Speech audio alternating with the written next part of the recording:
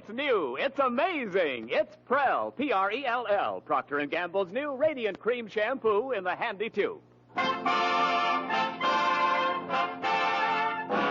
Prell brings you The Life of Riley.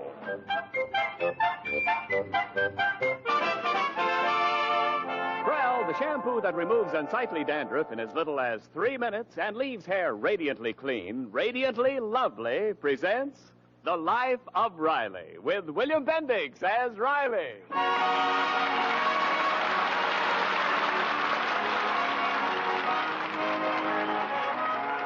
Tonight, we turn the clock back to December 1941, a fateful year when the Japs swooped down on Pearl Harbor, and Baxter Turnbull, Mrs. Riley's smooth, suave, and slightly shifty uncle, swooped down on the Riley household.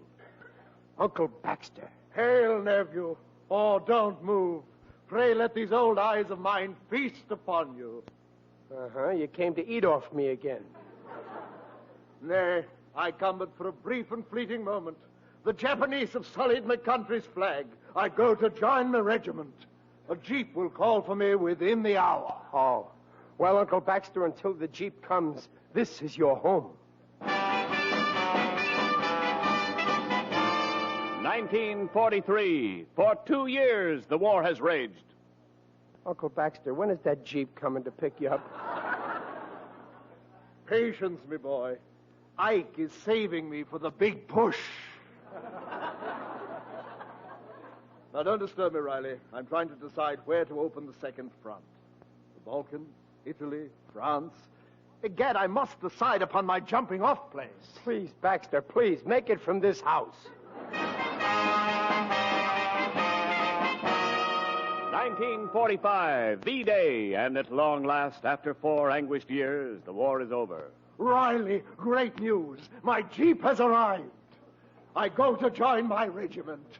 Farewell. Goodbye, Baxter. It's about time you went. There, nephew. Courage.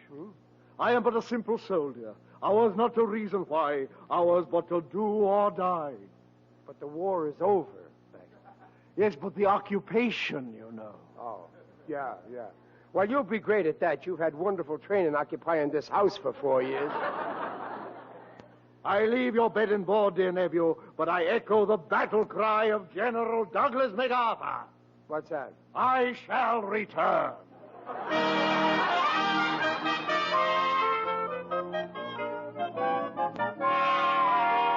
And now, back to the present, 1948. Mother, did the telegram say what time Uncle Baxter's coming? No, but he should be here sometime today. Boy, I'll bet he'll have plenty to tell us. 3 years with General MacArthur. Hey, I'm home. Oh, there's Pop. Hey, Pop, guess who's coming? Junior, better let me tell your father. Yeah, well, what's all the excitement? Oh, you'll never guess. Babs, you got the scholarship from Peabody College. Oh, I'm so proud of you. No, it's not that. I didn't hear from them yet. Well, what's holding things up? The principal recommended you, didn't he? Well, yes, he did. Don't worry, Daddy. I'll get that scholarship. Oh, I hope so. Just think, Babsy will be the first one in the family ever to go to college. Well, no, she won't. Mom's Uncle Baxter went to college. Junior, I've warned you never to mention them 2 words. Uncle Baxter. No son of mine is going to use foul language. Now, Riley, stop saying mean things about Uncle Baxter. Well, only this morning you were saying what the world needs is more love. You're right, Dumpling. Tell you the truth, I really love your Uncle Baxter. And I get such a nice, warm feeling when I think of him. 4,000 miles away in Japan. You do? Well, in Now, that let's case, talk about something else. Junior, what were you yelling about when I came in? Oh, that. Yeah. Well, now don't get excited, dear, but we're going to have a house guest. A house guest? Well, fine. You know me. I always make a stranger feel right at home. Who's coming? Well, it's not a stranger. It's a relative. Well, so what? Your relatives are my relatives, and they're welcome to stay here as long as they like, for a day or 2.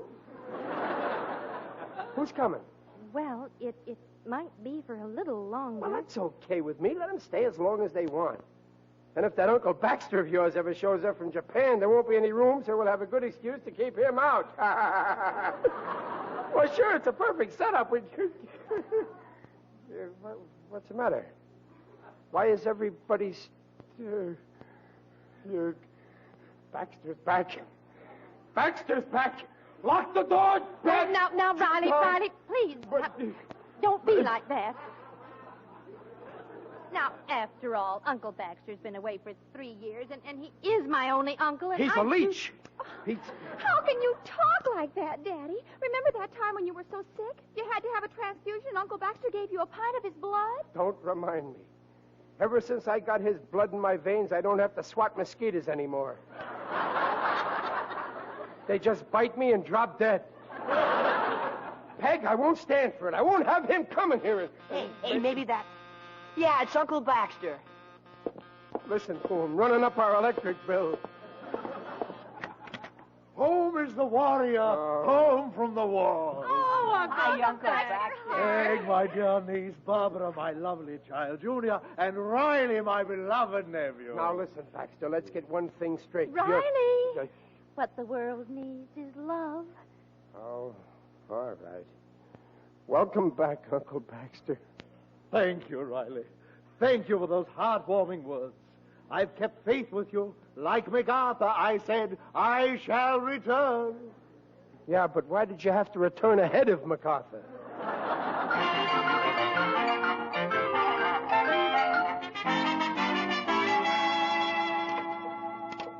Oh, where can that suit be? A suit can't just disappear. It's got... something, nephew Riley? Oh, what are you doing up, Baxter? It's only noontime. My blasted insomnia.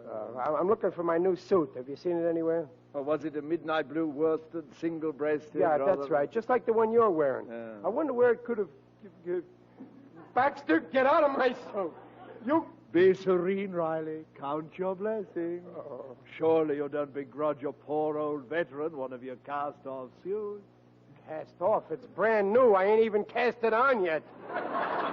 Take it off, you chiseler, and let me tell you something. Oh, by the way, nephew, my trunks arrived this morning. Yeah, well, don't bother unpacking. You ain't staying. Of course. I merely opened one trunk to remove the gift I brought you from China. I don't care if you...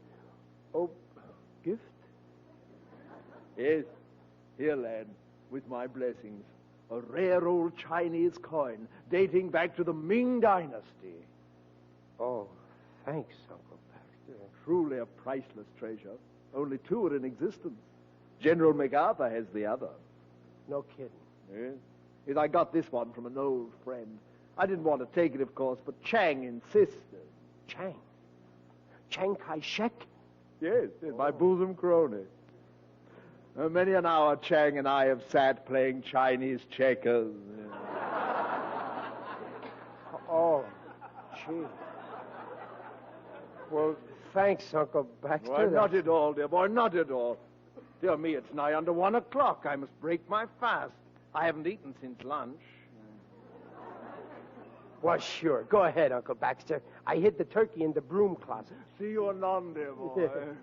Good old Uncle Baxter. He's really a sweet guy.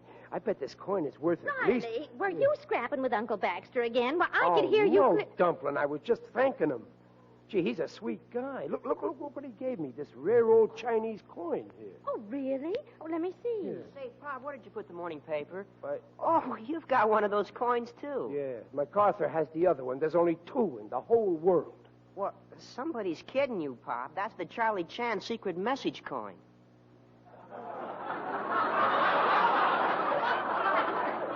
Well, sure, Pop. You win them down at the Penny Arcade in the Iron Claw machine.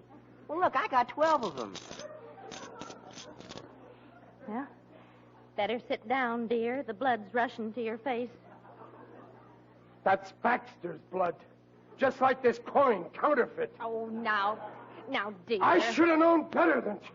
Peg, that locust has got to go. Well, there you are, dear niece. You're leaving, Baxter, and you're taking your rare coins with you. You and your mink dinosaurs. You win them down at the Penny Arcade in the Iron Claw machine. So that's where Chang got it. Darn clever, these Chinese. Start packing, you vitamin vulture. Daddy, I got it. The scholarship, Babs. Yes, the principal just told You me. mean it's really set, Babs? All except the interview. Oh, what interview? Well, the dean, Mrs. Whittaker's going to drop in day after tomorrow and meet me and you and Daddy. You know, it's just a formality. Oh, yeah, nothing to it. Now, We'll just... hold on. I'm a little more familiar with the academic point of view than you are, Riley. Remember, I'm a former Rhodes Scholar. Rhodes Scholar. New name for a hitchhiker.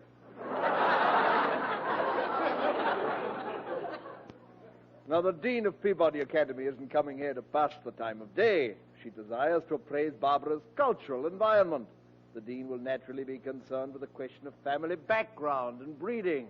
Well, there's nothing wrong with the Riley breeding, is there? Well, What do you mean, well? There's nothing wrong with Babs, is there? No, you're on solid ground Nothing there. wrong with Junior, is there? No. Nothing wrong with Peg? No, you're still on solid ground. Well, the only other member of the family is... Uh-huh, we've hit a mushy spot.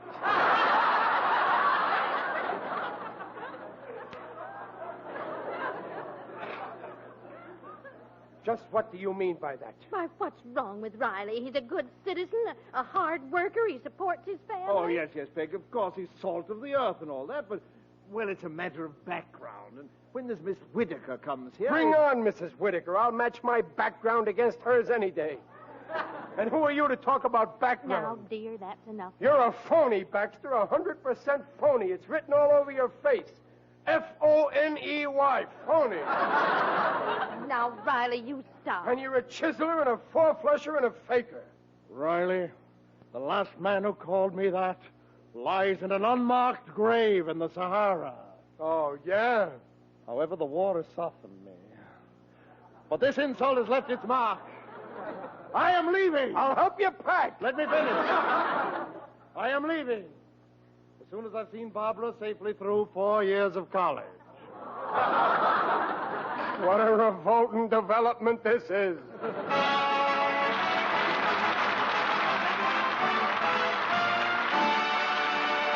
We'll hear the second act of The Life of Riley in a moment. Oh, Ken, the star of shampoos is Prell, Procter & Gamble's new Radiant Cream Shampoo in the handy tube. Right. Prell is tops for two reasons. First, there's a glamorous air about Prell-washed hair, because Prell can't leave a dulling soap film. Prell leaves hair far more radiant than old-fashioned soap or soap shampoos. Radiantly soft, radiantly smooth, easy to manage, too. Second, Prell removes unglamorous dandruff quickly. Examinations by a group of doctors proved it. And that handy Prell tube, so easy to use. No messy jars, no slippery bottles. A little goes far. So for hair that's radiantly clean, radiantly beautiful, get the Radiant Cream Shampoo. By P-R-E-L-L, Pearl Shampoo. Leaves hair radiant, gleaming bright. Not a bit of dandruff is in sight. Comes in a tube, handy too. P-R-E-L-L, Pearl Shampoo. By Prell Shampoo. And now back to The Life of Riley with William Bendix as Riley. What's the matter, Pop? You look like you're worried. Well, of course I'm worried.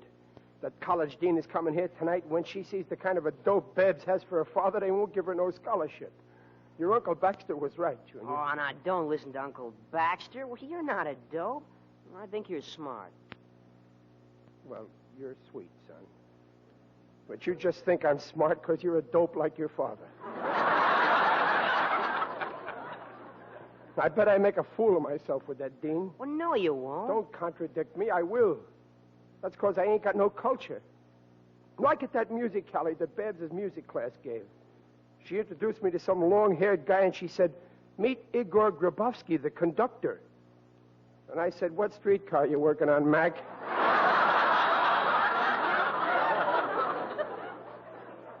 See, when I meet somebody cultured, I get scared stiff.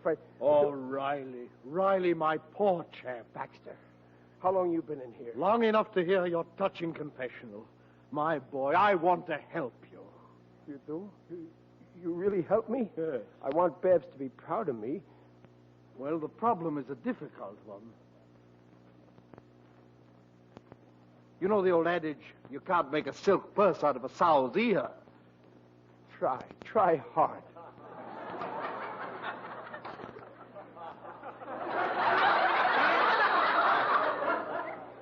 Well, now, let me think. Babs has got to get that scholarship. I'll do anything. Eureka, I have it. Your problem is solved. What? Tonight, when the dean is introduced to Chester A. Riley, Yes? she will encounter a man of profound intellect, irresistible charm, and broad culture. I'll be like that in 2 hours? No, I will. Say that again in smaller words. Tonight, I will make the supreme sacrifice. I will take the name of Riley. What? You Pod, you're turning purple. Wait. I will pose as Bab's father, and you may be me, Uncle Baxter. That's the last straw. Ever since you came here, you've been taking my suits, taking my ties, taking my food.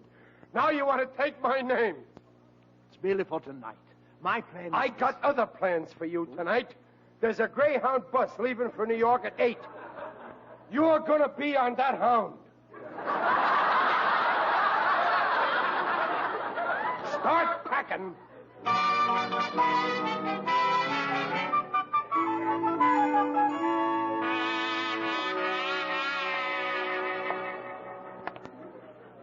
That Baxter, what a leech.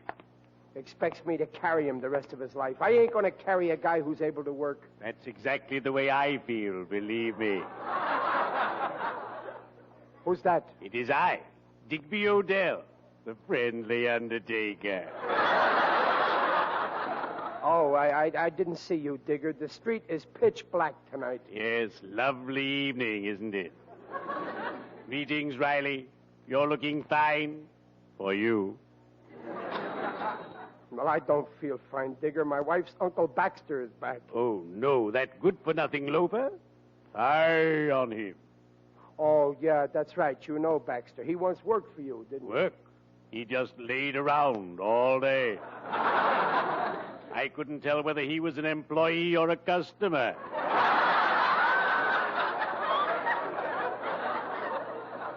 And even more reprehensible, the scoundrel started to take horse race bets in my business establishment.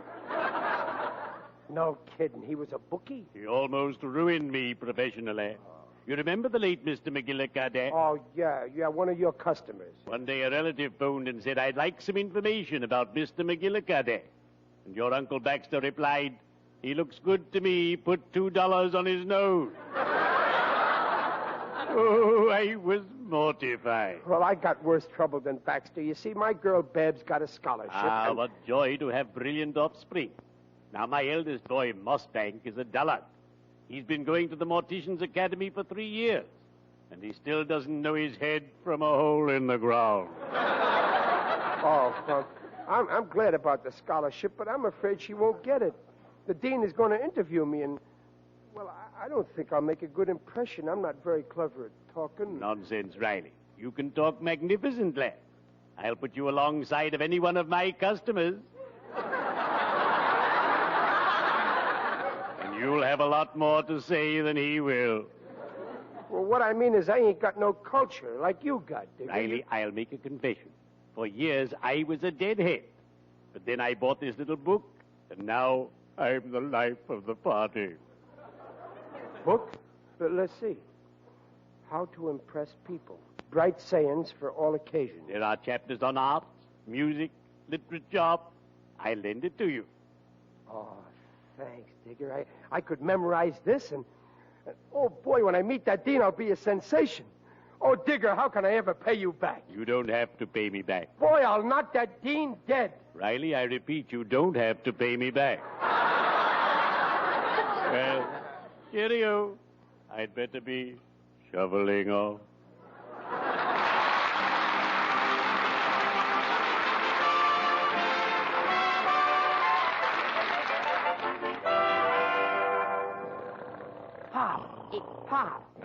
Pop, wake up. She's here. Who's The here? dean, Mrs. Whitaker. She's in the living room. But she ain't supposed to be here until 9. Where's your mother? Where's Babs? Well, they went shopping. I don't know where. Well, then tell the dean they ain't in. Well, I did, but she says it doesn't matter. She'd just like to talk to you. Oh, but this is terrible. Baxter! Baxter! Uncle Baxter. What is it, heartless one? Baxter, she's here. The dean. How nice. Now, if you please excuse me, I'm packing. No, Baxter, you gotta help me. I can't face her alone. I thought I could. I was going to study this little book here, How to Impress People, but I fell asleep. Sleep. The natural refuge of the muscle-bound mentality. Oh, you're so right, Baxter. Please, Babs has got to get this scholarship. You got to go in there and pretend that you're me, like you said before. Hand me that tie, Nate. No, Baxter, please. You got to help me. And now that shirt, No, please. Baxter, don't go. But you ordered me to be gone by 8. I know I was mean to you, but if you'll help me, I'll reform. You can live here as long as you want.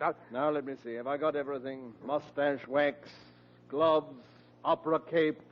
Baxter, I'll let you wear all my suits. They're all much too small. I'll have them let out. Top hat, white tie, formal tee. Baxter, you can eat all you want. Briefcase, Monaco. Chicken every day. You know the part I always give you? I'll eat it.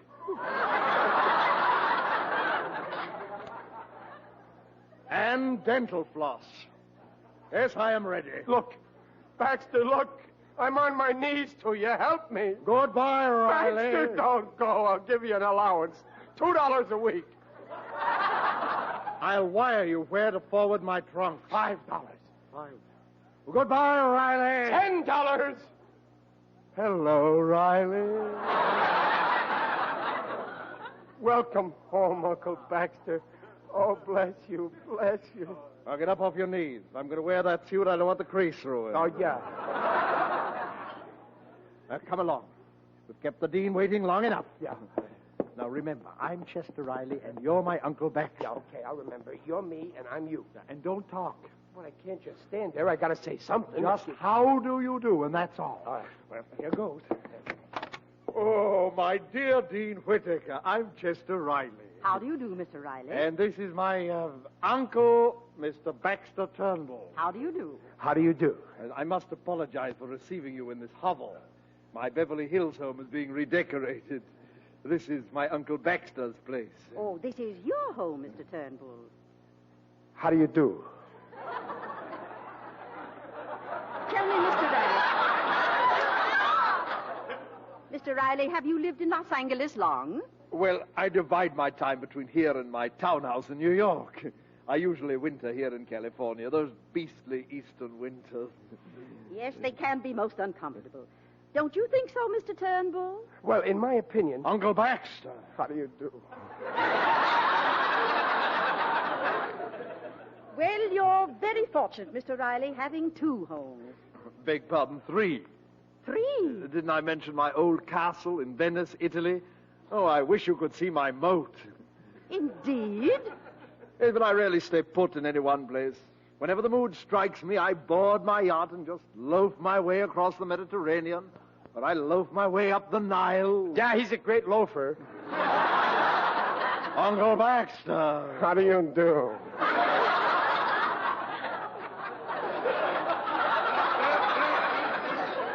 Really? I must be running along, Mr. Riley. Oh, so soon, my dear Dean. Yes, I'm sorry. Well, goodbye, Mr. Riley. Au revoir, not goodbye. Goodbye, Mr. Turnbull. How do you do? I mean, goodbye. About Babs' scholarship, I mean, it's okay, huh? Well, we usually let you know by mail, but in this case, I think... Oh, hello. Babs. This is Babs, Mrs. Whittaker. And this is Mrs. Riley. This is Mrs. Whittaker, the dean. How do you do? How do you do, Mrs. Whittaker? I'm so sorry we weren't in when you came. Well, it's quite all right. I accomplished what I came for. Yeah, the dean was just telling us that it's okay about Babs' scholarship. Oh, but I'm afraid it isn't. You see, Peabody's scholarships are awarded only to deserving girls whose parents have limited means. But since Mr. Riley has 3 homes and a yacht, will you understand? 3? But, Mrs. Whittaker... And a moat. I'm sorry, Mrs. Riley. Now, if Barbara had been the daughter of Mr. Turnbull here, why... Mr. Turnbull? How do you do?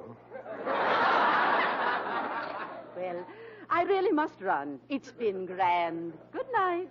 Good night. Night. Well, Riley, Yeah, I don't... you see, Baxter pretended that he was me and I was him, and... What? And that's... Of all the idiotic ideas. Yeah, and there's the idiot that done it, right?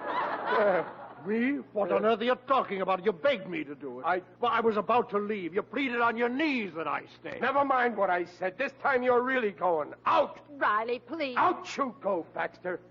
I don't care what you do to me, but when you break my poor little girl's heart, when you wreck her whole future, look at her there with the tears streaming down her...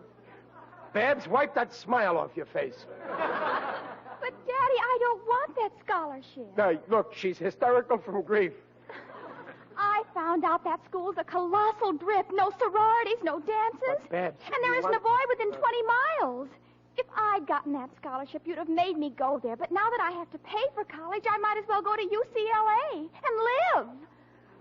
Oh, Uncle Baxter, I could kiss you. Well, as usual, my instinct was right. I sensed you didn't want that scholarship, so I saw to it that you didn't get it. Baxter, how could you... I don't care. This don't change nothing. You're still leaving. Oh, Daddy, don't be like that. Let Uncle Baxter stay. No, my head's made up. Riley, what the world needs is love. Okay. Let him stay. Oh, thank you, dear nephew. Yours is a noble soul, refusing to turn out the man who once saved your life. I know, Baxter, I know. Once you gave me a pint of your blood, and for the rest of my life, you're going to take it back drop by drop.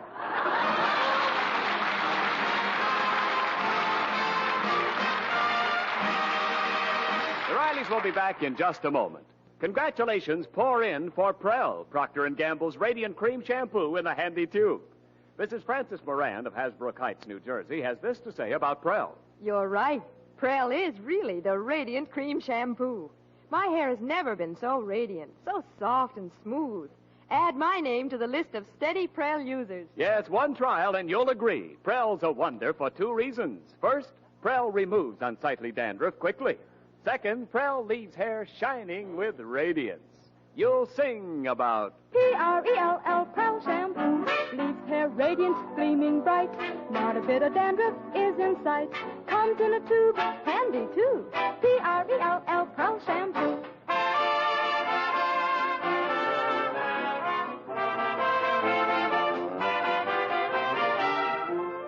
Hey, Pop, I just saw Uncle Baxter take that turkey leg you were saving for your lunch out of the icebox. Oh, he did, huh? Well, that's all right, son. Wish him a hearty appetite.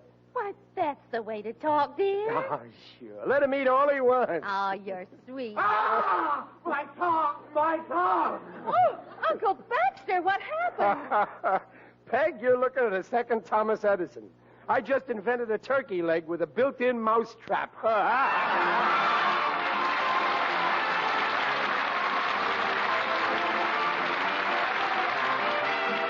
Procter & Gamble invite you to join us again next week to hear The Life of Riley with William Bendix as Riley. The script is by Reuben Shipp and Alan Lipscott, with music by Lou Kozloff. Mrs. Riley is Paula Winslow. Digger Odell is John Brown. Uncle Baxter is Hans Conry. The Life of Riley is produced and directed by Irving Brecker.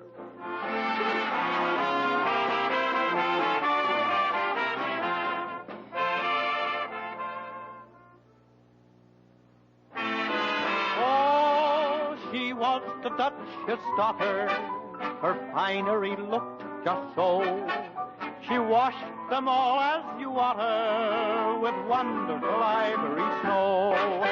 Ah, wonderful ivory snow. The soap that's so kind to your hands, you just know it's kind to sheer nylons and dainty lingerie. And your hands will tell you why ivory snow keeps lovely washables lovely longer. Prove it. This week, wash dishes with ivory snow. When you see how it pampers your hands, you'll really know it's extra kind to fine fabrics. There's no other soap like it. Ivory Snow's the only soap, both ivory mild and in granulated form. Make suds instantly in lukewarm, even in cool water. Your hands will tell you why Ivory Snow keeps pretty lingerie and other nice things lovely longer. Oh, wonderful ivory snow. S-N-O-W.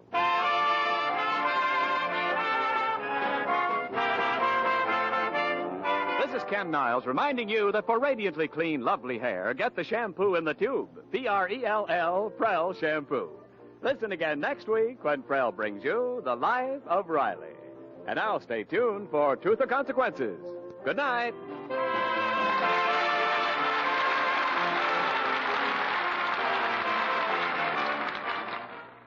This is NBC, the national broadcasting company.